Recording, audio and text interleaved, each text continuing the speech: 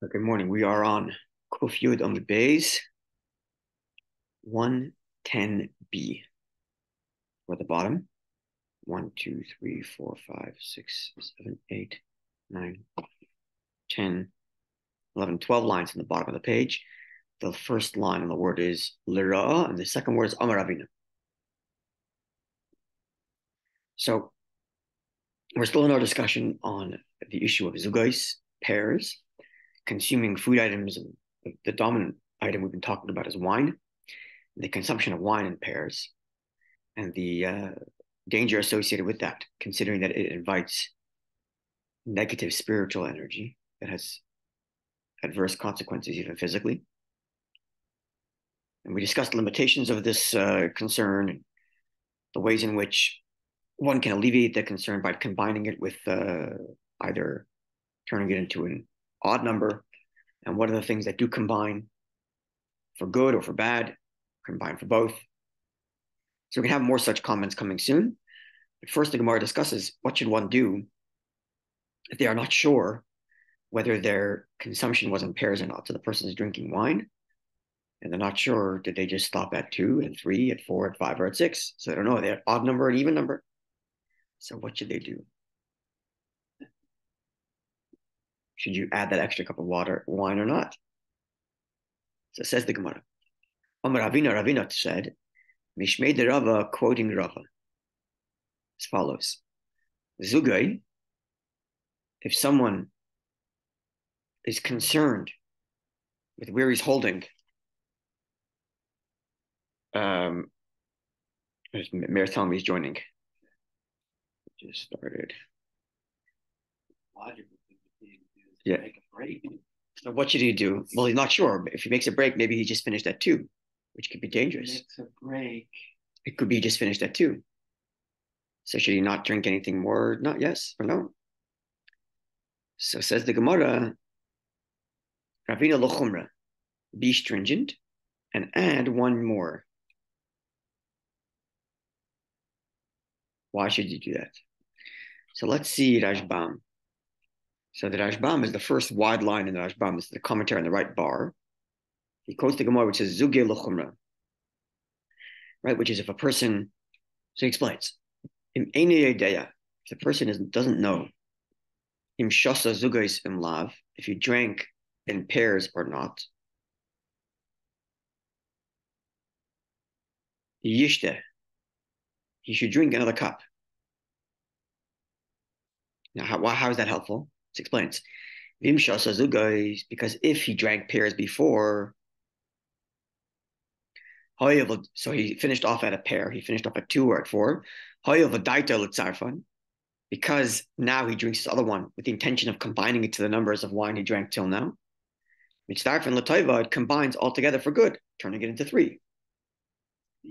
Now, if he didn't drink pairs, which means he must have drank an odd number, and now he's drinking another one to turn it into an even, nimlach, it's as if he stopped drinking wine before, right? We said before that if a person in between his 2 cups says, hey, I'm done drinking, and then continues drinking afterwards, then that other drink doesn't combine to the previous one. So because here he's only doing it after he's not sure, so the new cup is like after he changed his mind and said, hey, I'm not drinking anymore, and therefore definitely doesn't combine to the back to make for negative. But it will combine for good, considering that I'm actually drinking it for the sake of turning it good. In other words, because the whole pairs issue is very much dependent on my intention. I'm drinking it in pairs, but my intention is I'm drinking one and then I stopped and I drink another one. They don't combine. So now in this case, when I drink that extra one, what's my intention? My intention is only to combine if I was in pairs. And therefore, if I was in pairs, it combines to turn it into odds. But because in between the realities, I actually changed my mind and said I'm done drinking. So if I was in pairs before, then this won't combine to turn it into a pair. That's the logic. Yeah. Right now. Back to the Gemara. The Amri law, there are those that have it, that the tradition was the other way around. So, in other words, we here in the age of redacting the Gemara, we have by tradition Rava speaking in the name of Ravina speaking in the name of Rava. And we have two versions as to how that tradition came down to us. One version is, as we just said, that if you're in doubt, you should add another cup. And the rationale being that because I'm adding it for the sake of combining for good, it'll only combine for good. But it won't combine for negative because, hey, I actually changed my mind in between. I didn't want to drink anymore. But others have it that the statement of Ravina went the exact opposite. Zuge lokula. That if you're drinking in pairs and you're not sure whether you concluded it in pairs or not, you should be lenient and not drink anything. Why? So back to Rashbam. Rashbam explains. Shalom yishta. Better don't drink, this version says. Why? Tekivan deshasi, because if you're going to drink that extra cup, gole adaita, that would be an expression of your intention. The cup is that you care about pairs. Right? And therefore, if before I was not at pairs, I concluded at an odd number, and now I'm drinking because I care about pairs, I'm going to combine this drink to the previous drinks. The two drinks, the ones that was odd and now turning into even. And because I'm doing so with intentionality for pairs, indicating that I care for it, I'm inviting the issue. Therefore, better don't drink anything. Because even if the last time you concluded at a pair, you had two, you had four, Dilma can perhaps, even the light cup, because I never cared about it, like cup day, it won't bother me. So two rationales to come to the opposite conclusion. One is, I guess the first rationale would be is we assume you care. Now the question is, am I drinking this wine with the intention that it's only combining for good previously, but comes after me changing my mind and deciding to stop drinking? That duality. On the one hand, I stopped drinking, and therefore it's not connected to the previous drinks.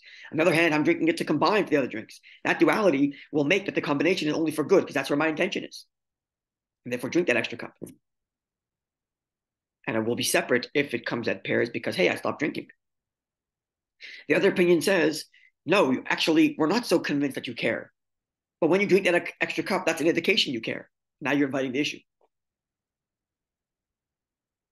Right? Follow? So perhaps, therefore, at the root of the argument is, when the Gemara said earlier, those who don't care about it, it doesn't care about you. Is that a question of just what I secretly care about? Or a question of how I express myself? In opinion A, you obviously care about it. Whether you express it or not is not an issue. You actually do care about it. And therefore, you're inviting the issue. And therefore, solve it by adding this extra cup with this split intentionality. The other opinion says, well, unless you actually expressed your concern, even if somewhere in your mind is a concern, it's not an issue. And if I don't drink that extra cup, because in doing so, you're expressing your concern, and that becomes a bigger problem. Right? So it's almost like how deep in your mind do the spiritual negative energies have information about? And if in your mind, some of the back of your mind, you care about it, does that mean that it's going to care about you? Right. Or do you have to actually express it? And then once you express it, now you invited it. So that's perhaps at the root of what's going on here. Remedies that are available. In other words, let's say adding a cup the of issue is okay, did I have two or three? One cup or did I have two cups? That's an issue. Two is right. Is the biggest issue of all. Right. But if you drink the asparagus drink. You had 4 or 5 though. Right. 6, 7, 5. Right. Those are less severe issues. According to certain opinions, yeah. Yeah, so that may be one act. One maybe another remedy is to combine and not add another drink of medicinal nature. Oh, I didn't even think of that one. That's a good one too. Add a drink of medicinal nature. Obviously, this, yeah, that's a good one. I was thinking more like maybe drink another cup with make a breath like you know. Well, you invite the benching aspect. Well, the question is, does it even combine? Or is that new drink so distant from the previous ones it doesn't even combine to turn for anything? Oh, because you wouldn't make a bracha on that? Well, because you've washed, had another meal. I mean, you can argue that doesn't combine anymore. That's right. That's all another. Yeah. Right. I thought of that too. I imagine that So Yeah. So I imagine the Gemara is stating this specifically in such an instance where no other options are available to you. I have to assume that, I would think, yeah, okay. I guess right? it was just to raise the issue of intentionality Yeah. and awareness Yeah. of how important you're facing Morning. Good morning. Zugois. Yeah. Perhaps. But it's sort of a catch-22. On the one hand, you don't want to give it its more attention than it deserves. But then it said in the Gemara, well, you can't ignore it completely. Right. So it's like, do you ignore it completely to be safe, or do you That's do something so that then you invite trouble? that could be also the root of the issue here is you Really right. Well, also fit in there. the other thing to add to that is you already are concerned. How do I know that? Because you're worried about should I add another drink or not? The fact that you're even keeping tabs on your drink. Exactly. Already the case you're you're already concerned. correct. Whereas the other opinion would say, no, you haven't done anything yet to really express it, and therefore don't.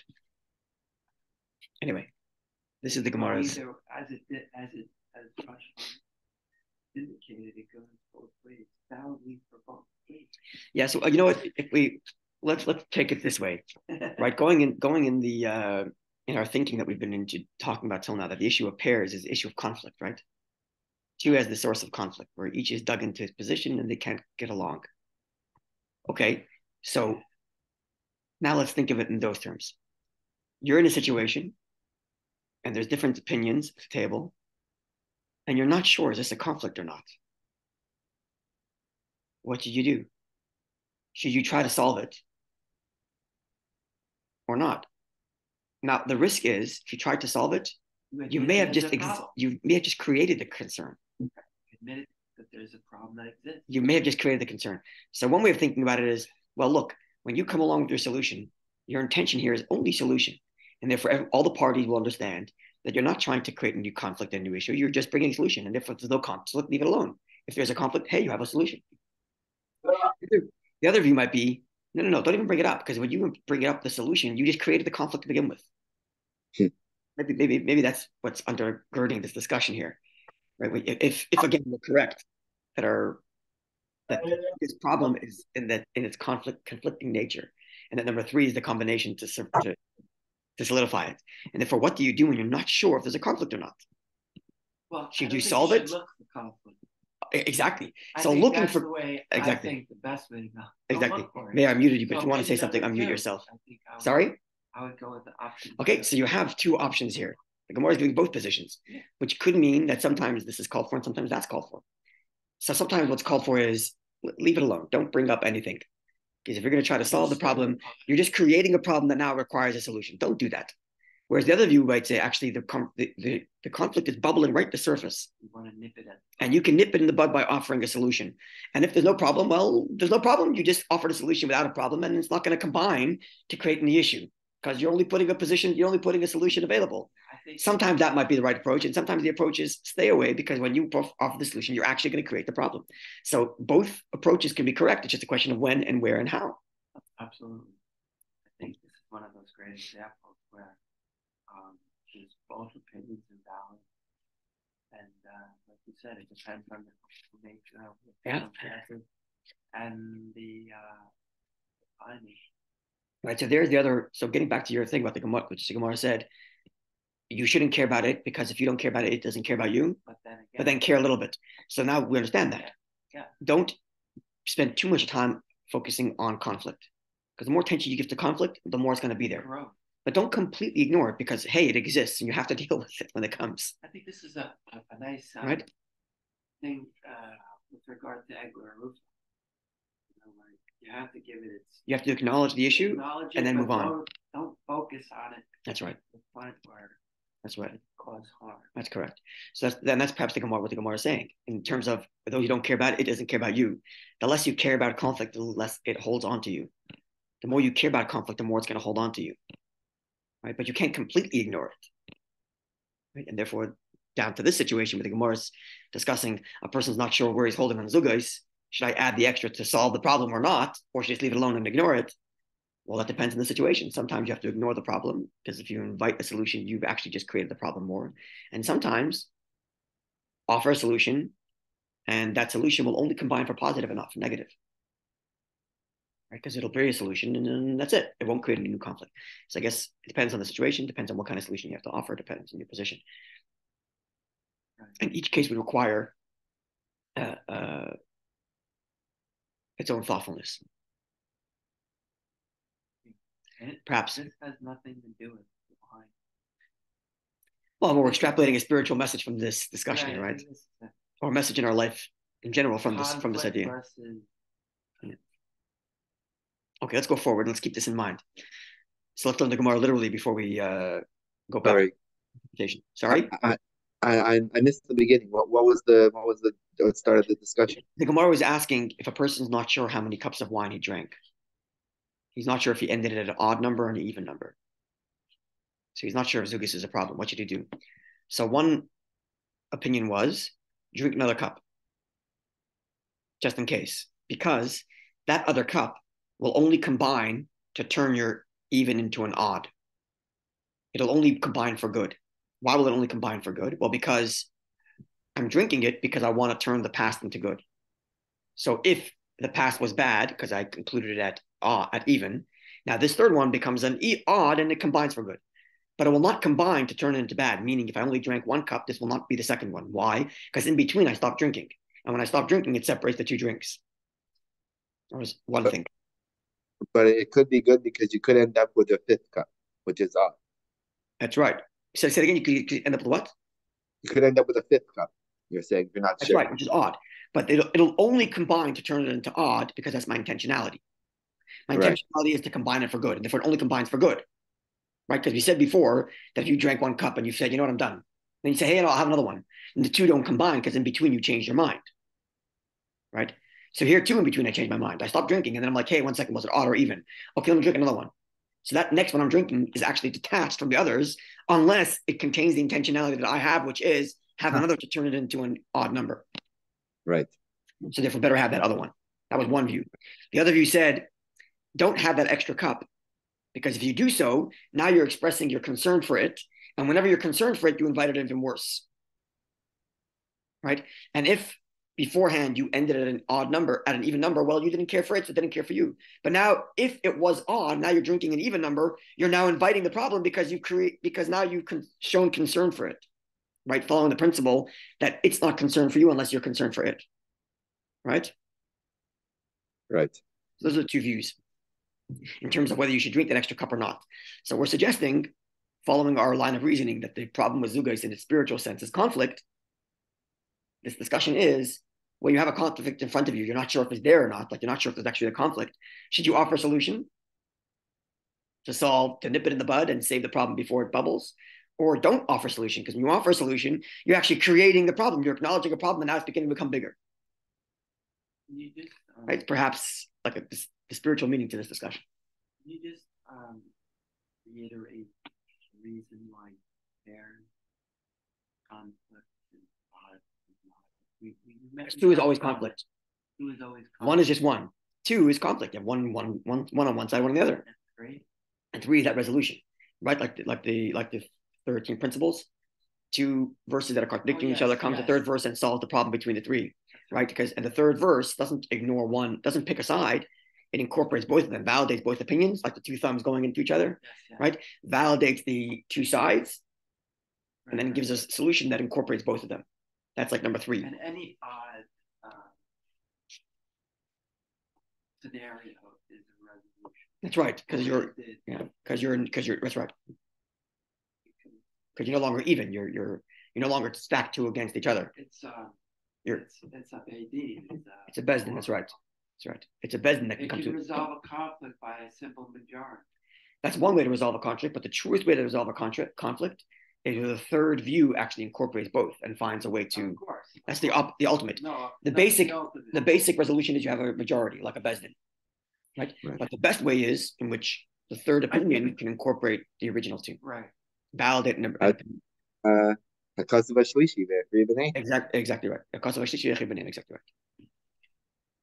Okay, so now let's go forward. Let's see. We'll again do the Gemara literally, and we'll see if we can, using our thinking, apply the same logic to the Gemara's next statement, which says, Amar Rav Yosef says, today the Chamra, If a person drank 2 cups of wine, we're back in the Gemara. You see it? The law begins with the word Amrillah, and then in the middle it says Amar Rav Yosef.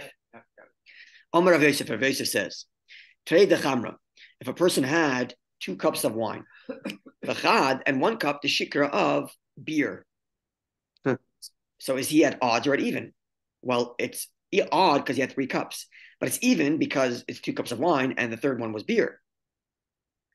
So says it Rav Yosef, loy mitzvah, if it does not combine, and therefore he is at pairs. And to undo his pairs, he'd have to drink another cup of wine. Okay. Now, what if it's sorry, follow? Yes. Yeah. Now, what if it's the other way around? Today, the shikra, you have 2 cups of beer, so you're at pairs. V'chad chamra, and now you had a third cup, which was wine. Mitzvah if it does combine.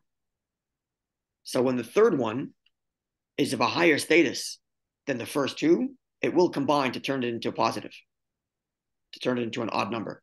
But if the first 2 are of a lower status, if the first 2 are of a higher status, 2 wine, and the third one of a lower status, beer, it doesn't combine. Really talking about it's consistent, right? It's right. consistent. You have it's consistent. 2 people arguing, and right. of a higher stature, they're going to go exactly. So if you have conflict, and the third party is of a lower stature than the 2 people arguing, keep your mouth shut. You're not going to resolve the issue. But if you're of a higher status, now you can solve the issue. Right? It's very consistent. Right? And the Gemara says, V'simonach, and here's your sign for this idea that the higher combines, but the lower won't. It borrows, the Gemara quotes now, actually it was in Rambam a couple days ago, with the laws of purity and impurity, which is, the Mishnah says, I think it's a Mishnah, or is it a Brisa? I believe it's a Mishnah. It's a Mishnah, which reads, Zeh HaKlal, this is the principle. Kol HaMechuber Mechaloi, Menachom Mimenu Tamei, Menakal Mimenu Tahar. The Mishnah there is speaking of minimum size garments or minimum size items that are receptacles of impurity. Right? Now the principle is that the item, the cloth, has to have some usage. If it has no usage, it's so small that it's useless, then it's not susceptible to impurity. 3 by 3 fingers? So the smallest measure is a cloth which is 3 fingered by 3 fingers squared, because it can be used as a handkerchief or something. Right. Or like the corner of the tits. That's right. But then leather has to be a little bit bigger for usage. Mats have to be even bigger. And each cloth item or each material item has a different size as to what's the minimum that makes it into have some utility. Now the Mishnah discussion is like this: if I have a cloth combined of 2 measures, which measure do I follow? So if I have 2 finger breadths of cloth, 2 by 2 of cloth, but then it's stitched together with a big piece of leather. Okay, so the principle is whichever one is a higher status will combine to expand the size of the lower status. But anything that's in the lower status will not combine to extend the value of the higher status one. What's considered higher or lower in terms of material? In terms of purity? In terms of impurity? No. In terms of material. Is leather? I think it's higher in terms of which one needs to be bigger, right? I have to remember correctly. Higher is which one needs to be bigger. Whichever one requires being bigger area will combine to make the one of the lower status bigger, right?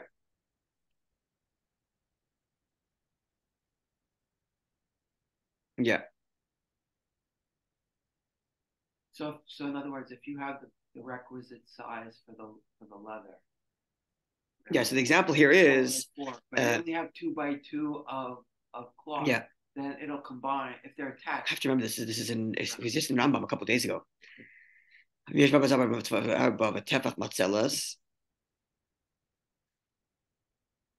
Yeah, whichever one requires a bigger number can combine to the one of a lower number to make it bigger. Okay.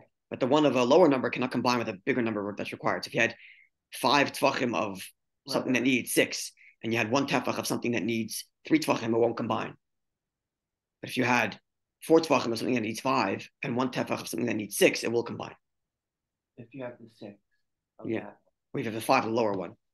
Because if you have 4, right, you have 1 of the higher one and 4 of the lower one, it will combine to 5. The one that's of higher status has to be. No, it can combine to create the lower one into its size. Combine, meaning they can both be short.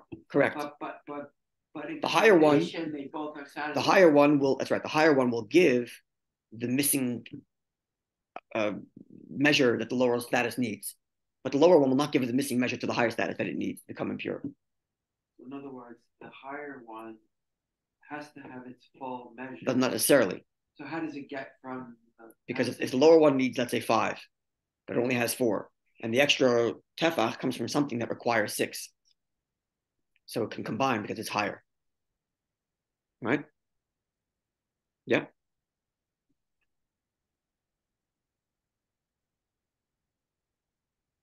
Yeah.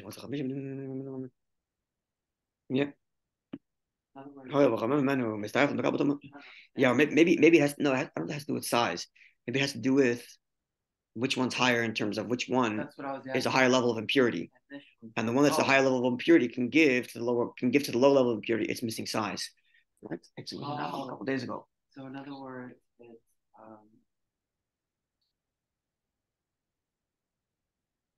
yeah, I think that's what it is. It's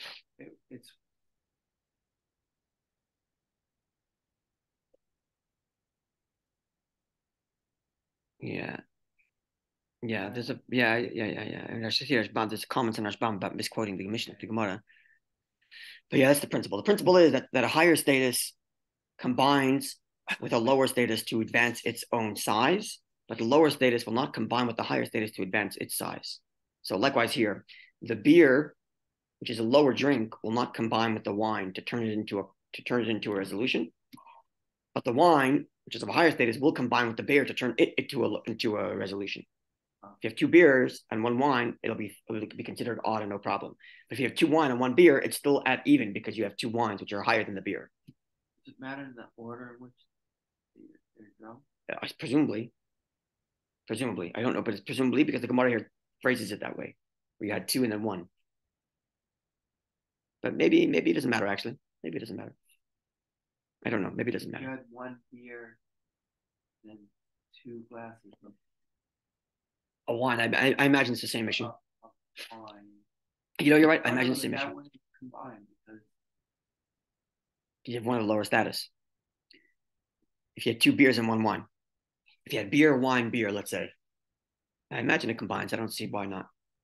Anyway, it's very consistent with our thinking that the issue appears as conflict resolution, and conflict resolution is only when the third party is at least of an equal status to the 2 parties that are in conflict. But if not, even of a higher status. If it's of a lower status, if the third party is of a lower status than the original 2, then getting mixed in is actually going to make it worse. So stay out. Don't mix in. You're not going to solve any problems. You have to have a certain sense of self-awareness to understand and to know, right? Like when we're children and the adults were having a conversation. Your position is to listen. That's all. You have to know where you stand, know where you are, right? By verbrengen. We hear 2 Hasidim having a discussion. And sometimes they have a difference of opinion. You have to know your position, whether you're supposed to be just listening to the 2 positions and learning from the 2 of them, or should you insert your opinion and see if you can side with one opinion or resolve the issue or weigh in on the discussion. You have to have a certain sense of self-awareness to know whether it's your place to offer a third opinion that's going to supposedly resolve the issue, right? Are you beer compared to the wine, or are you wine compared to the beer? Yeah. So I guess that would be the message of today: is gauge the situation. Yeah. You're not sure if there's conflict or not. You have 2 approaches: offer a solution, and risk making the problem, or ignore it and risk not offering a solution when you could have. Well, you have to gauge the situation. And likewise, if you're a third party that's offering a solution to a conflict, be self-aware. Is it your position to resolve that issue? Right. What's the relative relationship between these 2 parties that are in conflict and you? Right. And whether it's your place to offer something or would you just perhaps make it worse? So that's a lot of self-awareness here that's required when you're going to solve the problem of zugos, solve the problem of pairs, which, as we're suggesting, in its spiritual sense, is the issue of conflict, perhaps.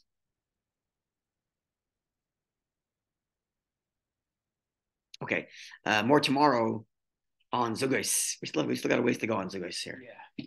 Oh, really? Yeah. I don't know that so much, but we have still some more to go. Okay, wonderful day, Yidden. Good day. Right.